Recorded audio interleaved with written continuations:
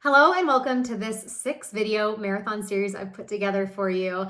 Now, the goal is to spend about 10 minutes on each topic. They're each going to have their own video, so 6 videos total. Will make for you by the end a 60-minute guide to running your strongest marathon yet, or if you are a first-time marathoner, giving you what you need as a good base and framework to have an amazing experience at your first marathon. So quick little intro for those of you who are new here. I'm Coach Jane. I've been the face of this Running with Jane YouTube channel for the last 4 years. I can't believe it's been that long. And I also started a running blog, which kind of launched me in my coaching in 2019. In that time, I've been so lucky to have the opportunity to get to talk about what I'm super passionate about with running, in particular the marathon distance, which in turn has led me to be able to coach directly over at least 100 runners in terms of working one-on-one, writing customized training plans, or having 1-hour coaching consults. And even obviously more than that from the people who've watched this YouTube channel, gotten free content from my blog, downloaded my free training plans, or downloaded some of my paid training plans that I've already put together for you. So with that out of the way, let's get into our first topic of this marathon video series, choosing your race and choosing the training plan. These are really the first things that need to get accomplished. And so we want to check those off the list before we do anything else. Ultimately, they go hand in hand, and ideally they're both being done well in advance of when you are wanting to actually do your marathon. So I really can't stress enough the importance of choosing the right race if finish time matters to you, if that's important to you. Now, if it's not important to you, you definitely have more leeway in which course you choose, or perhaps you just want to do the one that's in your neighborhood, around the corner from you, easy to get to, and all of that is absolutely valid too. But as someone who's newer to the marathon distance, there are 3 considerations for choosing a course that's a little bit more beginner friendly or PR friendly, if that's something that you're also looking for. So the first thing you want to do is find a flat-ish course. So something that's about 400 to 450 feet of elevation gain for the entire 26.2 miles.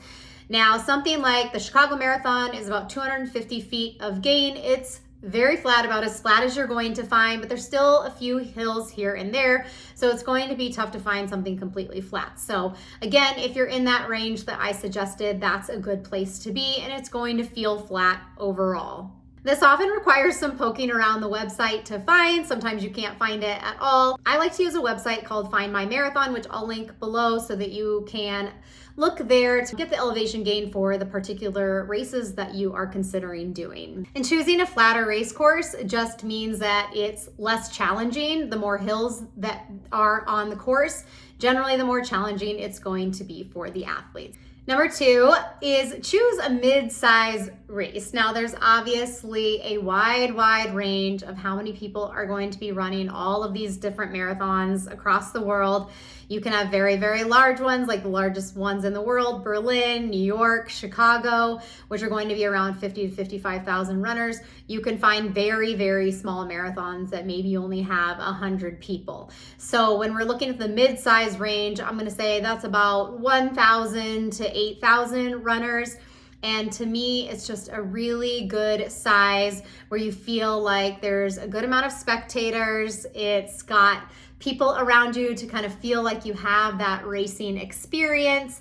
And it's also not going to be logistically too challenging. So a few examples of the ones I've run: Houston and CIM in Sacramento. Those are great size races in my opinion. So if you guys are looking for recommendations, you can ask me below. I'd be happy to share. But yeah, mid-size is just going to kind of give you what I think most people are in general looking for. If you love huge, giant crowds, of course, going for those major marathons. And if your name gets picked in the lottery, by all means, you should go for that marathon, because it's going to be few and far between of the people who actually get the chance to do those, and often you're waiting years to get to do so.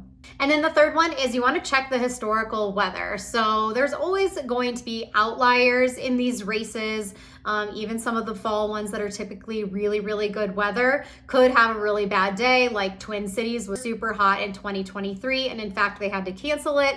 But generally, that's a great weather race. And this past year had fantastic weather. So if you're looking at historical weather, on average, let's say the high is 70 or below, chances are it's going to be a good day for you as well. And even less than that, if it's, low 60s or below as the average high, that means in general for the bulk of the marathon, it's going to be a really good day. Cooler is typically better. If you have a start to the race in the 40s, that's a really, really great place to be. Not always going to get that lucky. So that's why I just say looking for a high of 70 or below, and then chances are hopefully you're going to be done with your marathon well before that high actually hits for the day. So again, it doesn't mean you can't choose a hilly race, you can't choose a large race, you can't choose a warmer weather race. It's just about managing your expectations and how you're going to pace those and approach those if you do choose a more challenging course in that way. And it's also going to dictate, or should dictate, how your training looks. If it's going to be warmer, it's going to be warmer, then you're going to need to be utilizing some of those heat training tactics. If it's going to be hilly, then you should have a lot of hills in your training as well. So once you've chosen your race, it's time to nail down your training plan, and a quick Google search is going to show you that there are a gazillion options. So I just encourage you, don't let it get overwhelming. It really doesn't have to be. In general, most of the plans that you find, if you're a beginner and you're looking up beginner marathon training plan, they're fit for someone who is going to be a first timer. What I will say is more about how you are executing those runs. Are you running them with purpose? And a lot of those training plans just give mileage numbers or minutes, and you don't know how to actually execute the run. So it's actually more important that you have an understanding about how to do the runs, which we'll get to in a later video in this series. But I do want to share my top 3 most important considerations to follow when you are choosing that training plan. So the first one is asking yourself, is this plan going to meet me where I'm at? So for example, if you're running 5 miles per week right now and your marathon training plan starts next week and it starts you at 20 miles, that's going to be incredibly challenging for you to go from 5 miles per week up to 20 miles per week.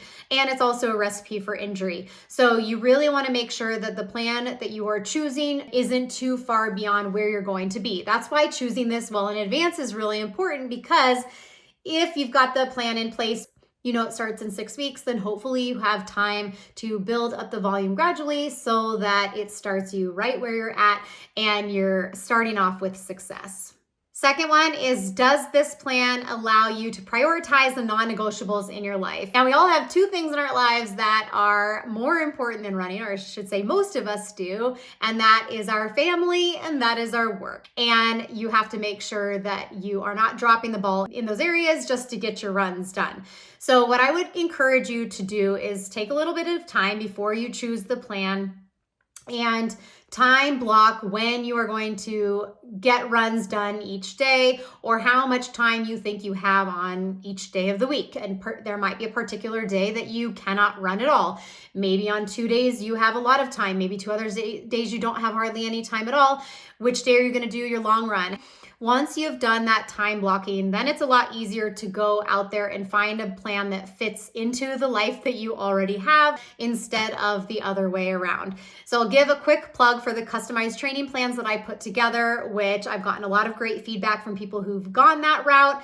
It really is completely unique to you. So if you have a strange schedule, like I have a particular athlete I work with, he is 7 days on, 7 days off. And so it's really important that he has something very specific to him. But even if you do have more of that standard 8 to 5 schedule, it is really nice to have it customized to you. That also means customized paces, taking your past races into account. Should you have speed work in it? How long should your long runs be, depending on the pace at which you run? All of those things are something to consider. I also have a beginner marathon training plan, and it's easy to tweak because it's an Excel document. So I'll place that below in case you're interested. And then the last thing is you want to prioritize volume over speed. So that's something really important to look for, especially if you're newer. But really, I'd say for anyone who hasn't really mastered the marathon distance or felt like they haven't negative split yet. They're always having a really hard time in the last 10K. Then there's a lot of opportunity still in your training and probably your volume and about how you're executing each of those runs within the training block.